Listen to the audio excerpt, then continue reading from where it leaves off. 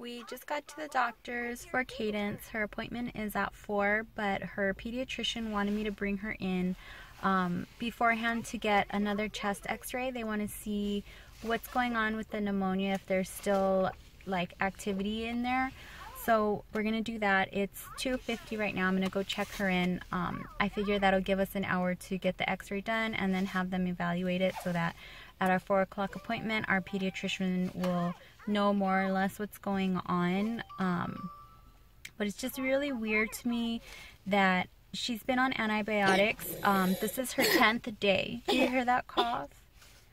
It's her 10th day, and the whole time that she was on antibiotics, she never had any symptoms like that. She never had a cough or anything that made us believe that it was pneumonia. When we took her in 2 weeks ago, it was because her fever wouldn't go down, and I had already brought her into her pediatrician, and they kept telling me that it was just like a common cold and that I would have to just let it run its course. But it was high, for like above 103 for about 3 or 4 days consecutively, and so I just didn't feel comfortable, and I ended up bringing her into ER, and thank God I did, because they took chest x-rays there, and then that's when they found that they suspected pneumonia, and they put her on the antibiotics. So I don't really know what's going on. The antibiotics should have knocked out the pneumonia, but now she's developing like these other symptoms. So I don't know. I feel like it's either like croup or RSV. So I'm assuming that they're going to be giving her a steroid, maybe a steroid shot, because that will help. It's basically like a respiratory infection where her airway gets swollen. And for her, that's not good because she already has a narrow airway. So it makes it hard for her to breathe.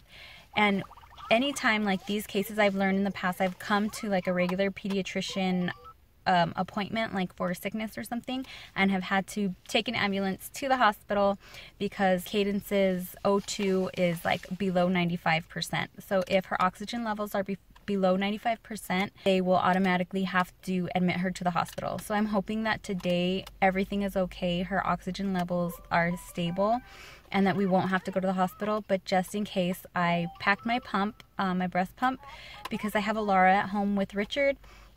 And then I also brought like some snacks and water, and then stuff for her to do while we wait, just in case. So I'm hoping that we don't have to go to the hospital, but if we do, I'm a little bit more prepared. I also brought her G-tube extension because sometimes they'll want to give her like Tylenol or something, depending on if she has a fever when we get in.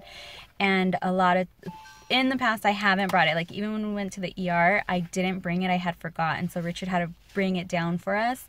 And a lot of times the hospital or the regular like pediatrician's office, they're not going to have it because there's not that many kids that require a G-tube. So I made sure that I brought that with us just in case they have to administer any kind of medication. So I feel like I'm more prepared just based off of our experiences previously.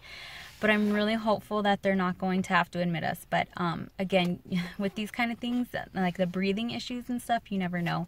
And that's another thing, is croup and pneumonia are so common to kids with laryngeal clefts. So every year, Kaidynce gets croup at least once. This is her first time getting pneumonia, which is actually really rare because a lot of kids who have laryngeal clefts get pneumonia multiple times. So we've been really lucky as a family that she has barely got it this one time. But I better get in and get these chest x-rays done, and then I'll give you guys an update once we get out of our appointment with our pediatrician. Sit on your chair.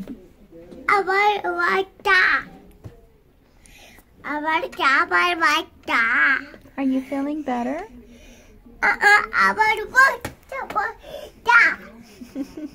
We're in our room. We're going to get the results right now. Kaidynce is asking for, she calls the gloves hands. She likes to play with them. What are you doing? Hey, little monkey. You want me to get you one? Just one.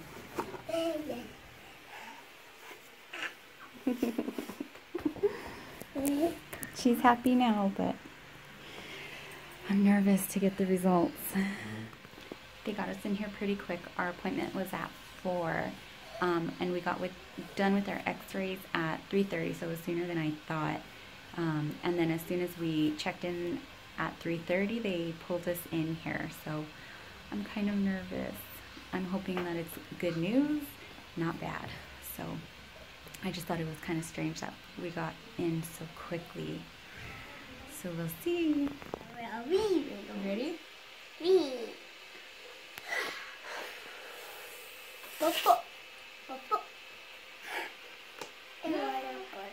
Should I tie it? Ready? Here.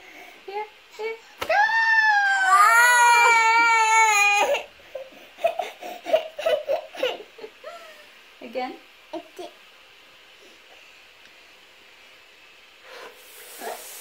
Papa.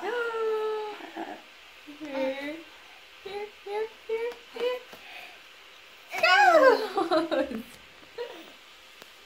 Uh-oh. We just got out of the doctor's. It's 4:51, so we've been here since like 2:30. But everything is well, hallelujah. Her chest x-rays were fine. The pneumonia is gone, so the antibiotics did their job. What she has is a secondary infection, which is beginning to become croup, which, like I had said earlier, typically kids with a laryngeal cleft get pneumonia and croup multiple times per year. So she's already had croup once this year. This is her second time. It's basically like every time that she gets a cold, it turns into croup. And so that's what's happening now. They gave her a steroid. It was supposed to be a shot, but I was able to have it put, like the liquid put into her G-tube instead. That way I just don't freak her out with the doctor, because she already cries a lot when she sees like the white coats, or even now when she sees the Kaiser building. She also got Legos. Huh, Kaidynce? Did you get Legos? Yeah, that's so cool. So her doctor gave her some Legos, so she was really happy with that, and she wanted me to open them ASAP. What we're gonna have to do is basically just treat it like a cold. We're gonna have to continue doing Tylenol and Motrin for her fever, and her fever should last anywhere between 3 to 5 days. And then for the secretions, or like all her mocos and stuff, like her runny nose and everything, I'm gonna be able to do Benadryl. So I'll be giving her Benadryl at night, and then tonight she has her last dose of antibiotic that I'm gonna give her. And then again, the steroid just helps the inflammation in her airway so that she doesn't have like the wheezing, and she doesn't start to get like retractions in her chest and stuff, because that's when the croup gets really scary. That's why she was admitted last year for croup, is because it got really bad and her airways got like inflamed to where like it was hard for her to breathe. Now we are just off to home. Our instructions are just to rest, let her rest, sleep it off, and by this weekend her doctor said that she should be a lot better. So thank you guys for watching and following along with our updates on pneumonia and this whole croup episode. If you are a mother or a parent to a child who does have a laryngeal cleft and it's all fairly new to you, just know that the pneumonia and the croup is very common. I am in a laryngeal cleft support group on Facebook, and tons of their kids, like we all always talk about how much we hate the season because your kids are constantly getting sick. So don't think that it's not uncommon, because it's so common with kids with laryngeal clefts. It's just like one of those things, I guess. So I don't know how long it lasts. Kaidynce is 2. I gotta go. Kaidynce is 2, and she's still constantly getting croup. So anyways, thank you guys for watching, and I will see you on my next video.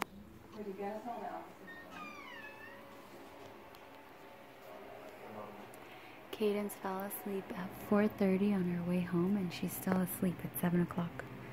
But I just took her temperature, and it was 98.4. And she was like sweating, so I think she's starting to sweat it out. Let me see here. I'm just gonna let her sleep though.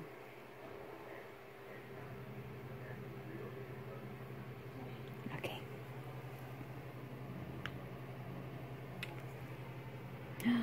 97.3. 97.3. Let me try it one more time, just to make sure.